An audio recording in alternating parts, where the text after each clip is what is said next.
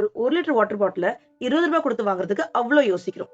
2700 litre தண்ணி use பண்ணி உருவாகுற ஒரு பொருளை ஒரு 20 வாட்டி யூஸ் பண்ணி தூக்கி போடுறோம். ஆமாங்க, ஒரு பருத்திய பயிரிட்டு அது வளர்ந்து பஞ்சு பறிச்சு அதை வந்து காட்டனா டிஷர்ட்டை கன்வெர்ட் பண்ற வரைக்கும் 2700 லிட்டர் தண்ணி தேவைப்படுது. அதாவது ஒரு மனுஷன் சராசரியா 2.5 வருஷம் தண்ணி குடிக்கிறத ஒரு டிஷர்ட்டை ப்ரொடியூஸ் பண்றதுக்கு, இந்த பிரச்சனையை அவாய்ட் பண்றதுக்கு நம்மள்ட்ட 3 சொல்யூஷன்ஸ். ஒண்ணு, நம்மளுக்கு இன்னைக்கு தேவைப்படல அப்படின்னு நினைக்கிற ஒரு டிஷர்ட், பழைய டிஷர்ட் மத்தவங்க அது புதுசா இருக்கும், இது நம்மள டொனேட் பண்ண முடியும். இல்லாதவங்களுக்கு நம்ம இந்த டிஷர்ட்டை கொடுக்கலாம். இது நிறைய இடங்கள் இருக்கு, காமன் பிளேசஸ் இருக்கு, அதுல மொத்தமா தேவையில்ல டிஷர்ட்ஸ் வச்சு நம்ம அவங்ககிட்ட கொடுக்கலாம். டிஷர்ட்ஸ் மட்டும் இல்ல, எந்த துணியா இருந்தாலும் ரீசேல் பண்ணலாம். இதை வந்து நிறைய கடைகள்லாம் இருக்கிறாங்க, சிறு தொழிலாளர்கள்லாம் இருக்கிறாங்க, அவங்க கிட்ட இதெல்லாம் கொடுத்தோம் அப்படின்னா இதை வந்து ரீசேல் பண்ணுவாங்க. திருப்பி வாஷ் பண்ணி வேற ஏதாவது யூஸ் பண்ணி இதை வந்து வேற ஏதாச்சும் மாத்தி கூட ரீசேல் பண்ணுவாங்க.